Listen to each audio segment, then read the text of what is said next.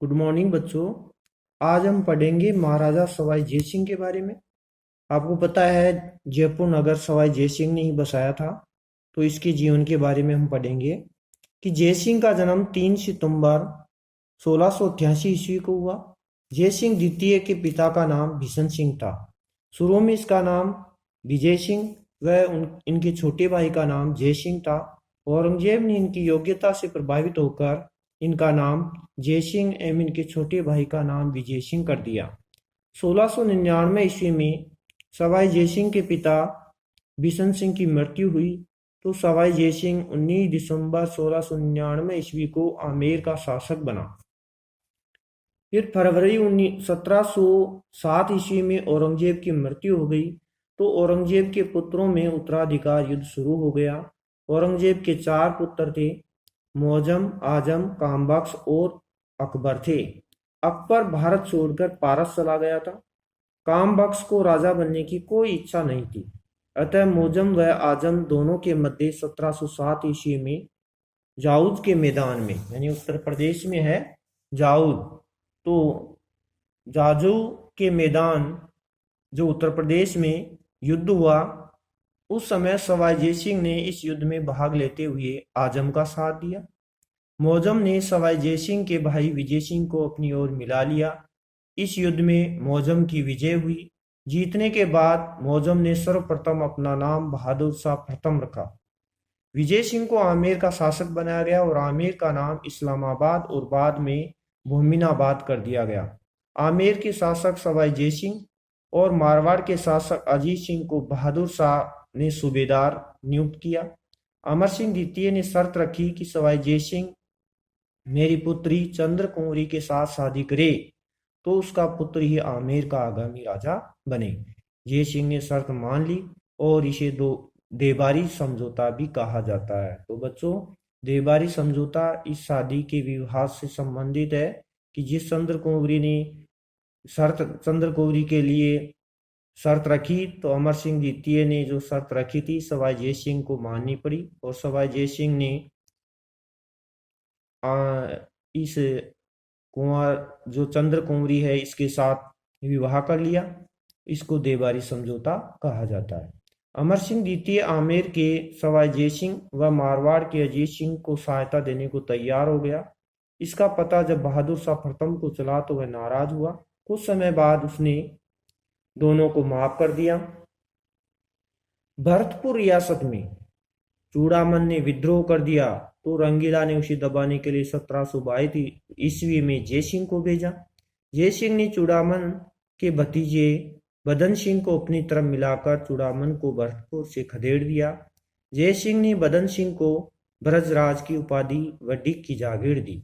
जाटों के दमन से प्रसन्न होकर मोहम्मद शाह ने जय सिंह को राजराजेश्वर श्री राजाधिराज सवाई की उपाधि भी विभूषित किया। सवाई जय सिंह ने 1725 ईस्वी में, ये जाने जाते हैं कि सवाई जय सिंह की विज्ञान की तरक्की के लिए बहुत प्रयास किए, विज्ञान को महत्वपूर्ण माना, तो उन्होंने नक्षत्रों की गति की गणना करने के लिए एक शुद्ध सारणी का निर्माण करवाया। जय सिंह ने ज्योतिष विद्या पर जय सिंह कारिका नामक एक ग्रंथ भी लिखा था। जय सिंह ने भारत में ज्योतिष के अध्ययन के लिए 5 वेधशालाएं बनवाई। ये जयपुर, दिल्ली, मथुरा, बनारस और उज्जैन में स्थित हुई। तो बच्चों याद रखिए, 5 वेधशालाएं बनाई जिसमें ज्योतिष विद्या यानी भविष्यवाणी करना कि ग्रह नक्षत्र किस प्रकार चल रहे हैं, आगामी समय में क्या होने वाला है, इनके लिए 4 वेधशालाओं का निर्माण करवाया जहां विज्ञान की तरक्की बताई जाती है, जिनमें जयपुर है, दिल्ली, मथुरा, बनारस और उज्जैन में स्थित 4 वेधशालाएं, 5 वेधशालाएं प्रसिद्ध रही है। जयपुर का जंतर मंतर, हम सब जानते हैं कि जयपुर के जंतर मंतर में जो वेधशाला बनाई गई थी वो आज भी हम देखने के लिए जाते हैं। ग्रह नक्षत्रों के बारे में देखते हैं, तारों को दिन में भी देख सकते हैं। तो ये 5वीं वेधशाला जंतर मंतर बड़ी वेधशाला थी। जुलाई 2010 ईस्वी में इसे यूनेस्को की विश्व धरोहर सूची में सम्मिलित कर लिया गया। यूनेस्को कहा गया है जो प्राचीन काल के स्मारक रहे हैं। तो ये एक संस्था है जो पूरे संसार की यूनिटी बनी हुई है कि जो स्मारक या प्राचीन चीजें हैं उनको संभाल करके रखनी है, उसको यूनेस्को सूची कहा जाता है। तो पूरा विश्व उनकी देखरेख करता है। जयपुर का प्राचीन नाम जयनगर था। सवाई जयसिंह ने आमेर की जगह जयपुर को खच्चावा राजवंश की राजधानी बनाया कि जयसिंह पहले आमेर का राजा बना हुआ था, आमेर की ही राजधानी बना रखा था, लेकिन जयपुर नगर बसाने के बाद में उसने जयपुर को अपने राजवंश की राजधानी बना लिया। जयपुर की स्थापना से पूर्व इस स्थान पर एक शिकार होदी स्थित थी। ये बताया जाता है कि जयपुर को जब बसाया गया तो यहाँ पर पहले राजा महाराजा शिकार करते थे, जंगल हुआ करता था। तो यहाँ पर पहले शिकार करते थे राजा, जहाँ पर आज जयपुर नगर बसा हुआ है। इसी होदी को सवाई जय सिंह ने बादल महल का रूप दे दिया। सवाई जय सिंह ने जयपुर में बादल महल भी बनाया और जयपुर शहर के निर्माण की शुरुआत भी की।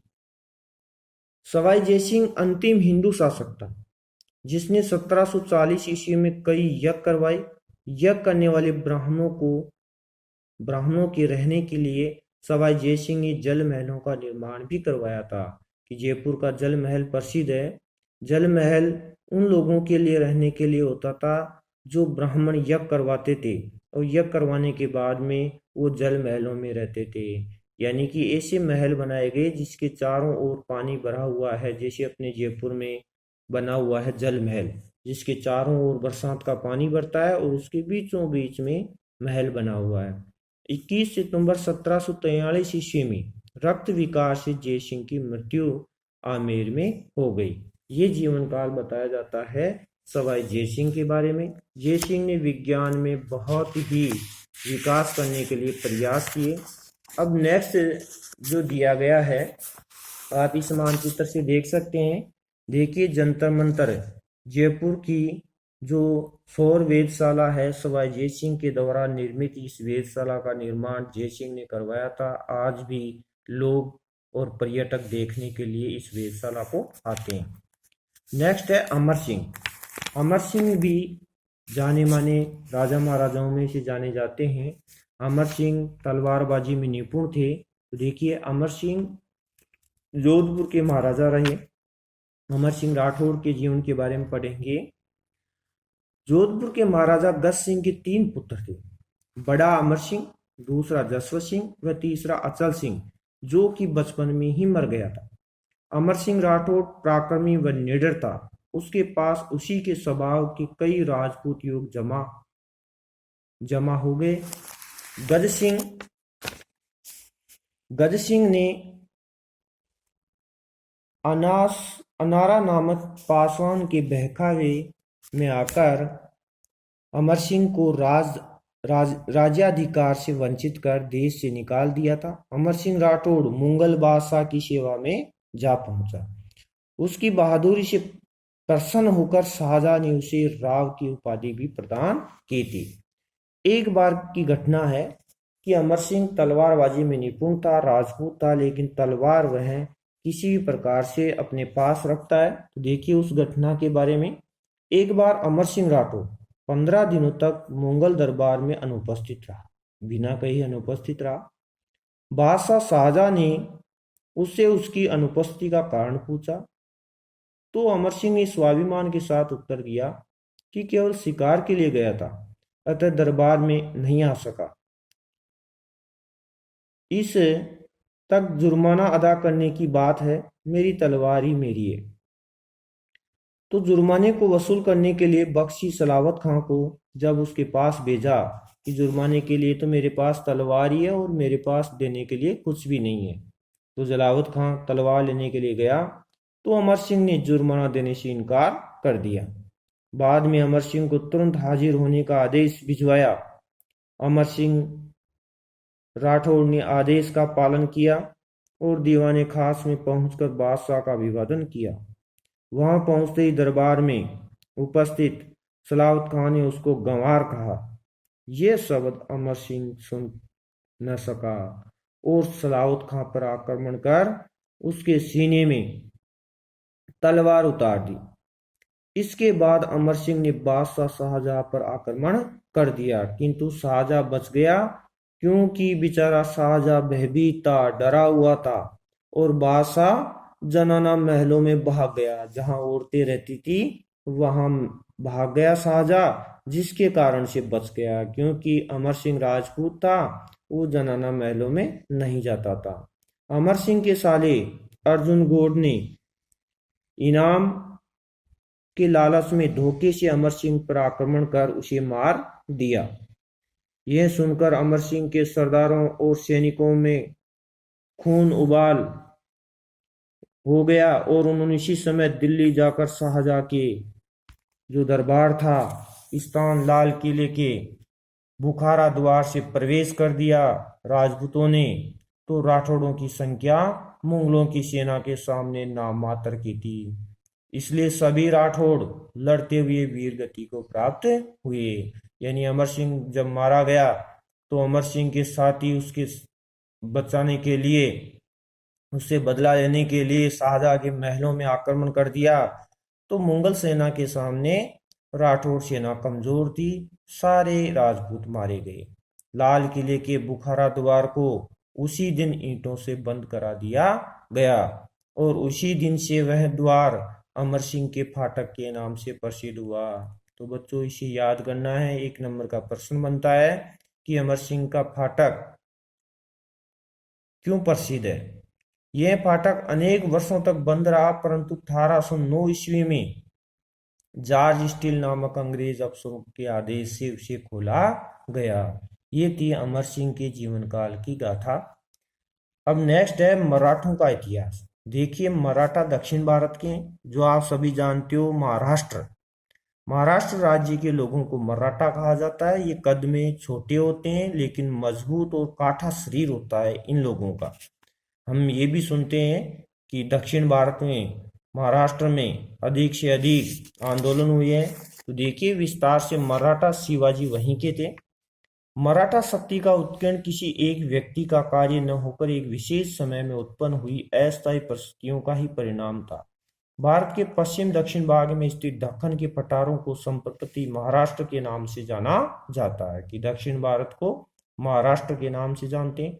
अधिकांश भाग वहां पठारी होने के कारण वहां के निवासी परिश्रमी और साहसी रहे हैं, कि पठारी प्रदेश है, धरती बहुत ही मजबूत है, इसलिए लोग वहां कृषि करने वाले और सभी परिश्रमी और साहसी है।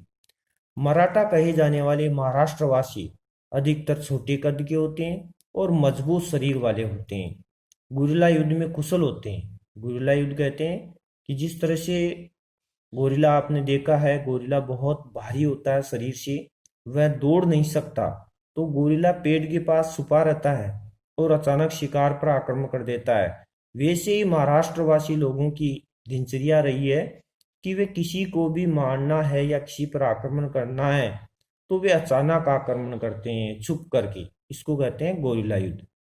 वे खुले युद्ध में भ्रष्ट बसते हैं, कि अधिकतर मराठी लोग सामने से वार नहीं करते हैं और अपने दुश्मनों पर छिप कर वार करते हैं। 15वीं और 16वीं शताब्दी के धर्म सुधार और भक्ति आंदोलनों ने सामाजिक एकता को और अधिक सुदृढ़ किया है। दक्षिण में जनसाधारण आधारित इस धार्मिक आंदोलन का नेतृत्व, जिनमें तुकाराम है, रामदास, एकनाथ, बामन पंडित इत्यादि संतों और दार्शनिकों ने किया था। यह आंदोलन ऊंच नीच, जाति व्यवस्था और कर्मकांड के विरुद्ध था, जिसने सभी के लिए भक्ति द्वारा ईश्वर प्राप्ति का मार्ग दिखाया। मराठी भाषा बहुत सरल और व्यवहारिक थी। ये बताया जाता है कि मराठा लोगों की जो भाषा थी बहुत ही सरल थी और व्यवहारिक थी। व्यवहार में वे निपुण थे, जिसके अंतर्गत उनका व्यवहार मजबूत था। केवल कमी यही थी मराठा लोगों में कि वे हमेशा खुले में युद्ध, सामने से कभी वार नहीं करते थे। वे हमेशा चुप करके वार करते थे, और चुप करके वार करने वाले को हम कहते हैं गोरिल्ला युद्ध। तो गोरिल्ला युद्ध कई बार आ चुका है। गोरिल्ला युद्ध इसलिए कहा जाता है क्योंकि जो गोरिल्ला जो जीव है, गोरिल्ला शरीर से बहुत भारी होता है, जिसको हम कहते हैं आदि मानव। शरीर से भारी होने के कारण वह शिकार सामने से दौड़ करके नहीं कर सकता, इसलिए वह पेड़ों के पास छिप करके रहता है और शिकार आने पर उसे तुरंत पकड़ लेता है। इस प्रकार गोरिल्ला युद्ध हुआ। अब देखिए छत्रपति शिवाजी महाराज, ये मराठाओं के सरदार रहे हैं, मराठाओं के राजा रहे हैं। तो छत्रपति शिवाजी ने देखिए महाराष्ट्र में किस प्रकार शासन किया और उन्होंने अपने जीवन में मराठाओं के लिए, अपनी भूमि के लिए वहां दिल्ली के बादशाहों से संघर्ष करते हुए एक बार पकड़े जाते हैं दिल्ली में, लेकिन उनके पुत्र वहां पर नौकरी करते हैं दिल्ली दरबार में, तो उनको जेल से छुड़वा देते हैं। तो छत्रपति शिवाजी के बारे में हम नेक्स्ट वीडियो में पढ़ेंगे बच्चों। आज के लिए इतना ही काफ़ी है। धन्यवाद।